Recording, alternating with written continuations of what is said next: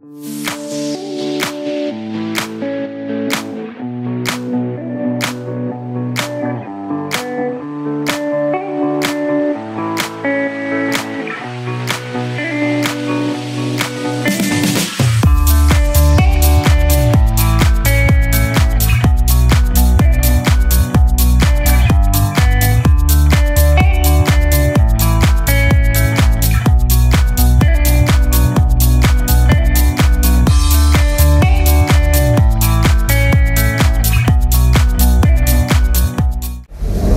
فرا رسیدن ماه اوگوست ساکنان مملکت برای فرزندانشان از پی خرید لوازمات خانش میشوند. در این زمینه حکومت شهر دوشنبه تصمیم گرفته است یارمارکه‌های فروش لوازمات خانش و لباس‌های مکتبی را تأسیس دهد، ولی ساکنان از بی‌صفت و گران بودن محصولات این یارمارکه‌ها شکایت می‌کنند. ما گروه ایجادی تصمیم گرفتیم حالت مذکور نرخ و صفت محصولات یارمارکه‌ها را واقعی ارزیابی نماییم.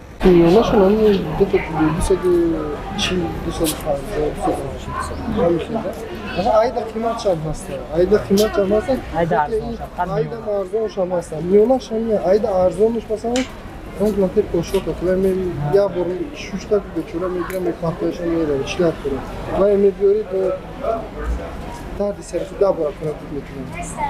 Ayda seta saran ya saranı ya çem seta صدوقان شخصی باشه یا تایید می‌خرم تو دکتری اصلا میشه. می چیش مغازین چی؟ یارمارکه همینجا. همینجا نصیب باشه از یک آی پگاه بو بسیار خراب میشه. یا زینست دیگه همین تو؟ نه بو داره نه صفاتای نقصش هست. این اسم استفاده مدلش ترکی. مدل ترکی استحصالی ازبکستان. متریالش هم ترکیه. نه میونه شو 60 میلیون 60 پاسترش جوری نمیشه اما نرخ بالانچی صفت خوبه صفت خوبش اکولا بالان شاید بوده دارم 280 خیلی نشون مثلا 140 این уже на ваёши согуф паспект паспаш зиёдтар аст аса бо паспект тоза фармот бо материалш фармот духчон ё практически ама шак кена фақат материалш ки фарқ кар естественно ҳасои материал кумон мешава ҳасои духча ҳамаш пашти аст ҳаст сифати бо пасташам ҳастаи бовариса маям барои мардум ҷанг бад мешавад ҳар насиб боша бо пага бозӣ пага меомади пага инҷо صابر شفا هستم، سردار شعبه کادرهای جمعیت دارای مسئولیتش محدود اتحاد استحصالی نساجی تاجیک. با صفت و محصولات در اتحاد استحصالی نساجی تاجیک طوری از سال 2015 تا این جانب با پورا به دوختن لباس‌های مکتبی یکی از کارگاه‌های اون سه خدمتگزاران نگرانده شده است. در اینجا بیشتر از همون متاع خوش صفتی که جوابگو به استاندارد داخلی و هم خارجی کشور هستند، یعنی متاعهای خوش صفت وطنی میلان، پوکر، پارلمان از همین گونه متاع استحصال کرده می شود. صفت محصولات باشد در جوابگو به استانداردهای داخلی و هم خارجی کشور می باشد. در بابت نرخ گفتنی هستم که نرخی که در اینجا معین کرده شده است از نسبت نرخ بازار ارزانتر به فروش گذاشته شده است، اونی که می‌دانند توانند که با آسانی و نرخ دسترس محصولات نیازی خویش را خریداری نمایند. ما با سرریاست معارف شهر دوشنبه و معارف‌های نهادهای تابع مرکز شهرنامه‌های طرفین راهکارخانه برآمده است که امروز اومده در اساس شهرنامه می‌توانند به یگان ممنوعیت محصولات خویش را خریداری نمایند. دویر با صفت محصول چطوری است؟ مردم از صفت محصول راضی هستند نیستند؟ در اینجا همون استحصالات ما بیشتر با نگاه آن به لباس‌های ترکی اروپایی نگرانده شده است و خود استحصال باشد در همین کارخانه استحصال کرده می شود. صفت محصولات باشد با موافق طبع و ذوق میزبان در اینجا استحصال کرده می شود که آنها می توانند که به یگان ممنوعیت از ما خریداری نمایند. متاعی که در اینجا بیشتر استحصال کرده می شود متاعهای خوش صفتی اکولوژی از لحاظ اکولوژی تازه و هم نیز متاعی که از 100% از پخته استحصال کرده می شود در اینجا اسکورکار کرده می شود. من نرخ میانه لباس پسرانه دخترانه چقدر؟ نرخ میانه لباس پسرانه باشد مثلا یک کاستوم بروک از 225 сомон сар мешавад ва то 285 сомонро дар бар меояд ки ин барои мизоҷон нархи дастрас мебошад. формаи мактабиро ҳаминҷо мегирем.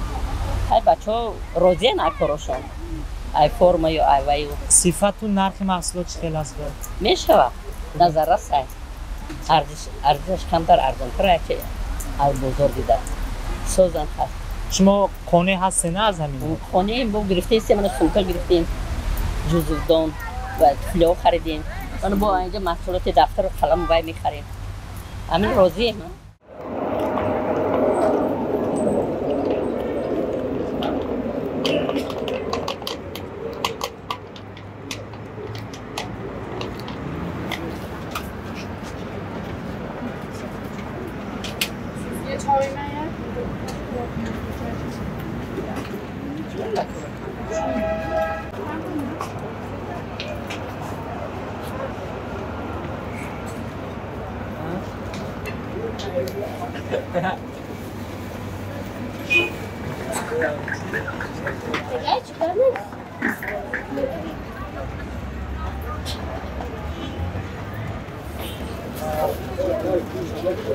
Diğer marka. Şunu sudan ekleyelim. Narx çıkıyor.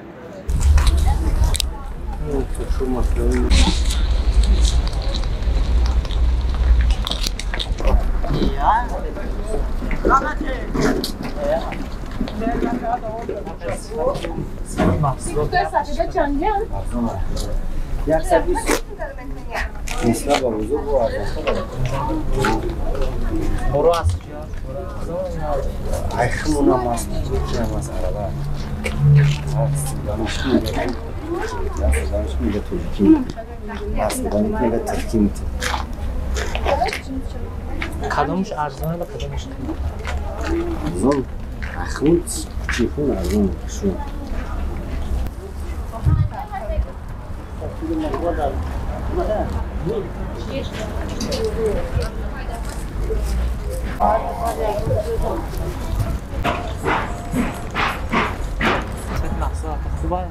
Aki arzun tarayış hasunu 50 somon. O 250. 350. چی دولده؟ این محصولات رو بریده ارزون تره ارزون تره بریده مال خدمون هم هسته خطوی هم هسته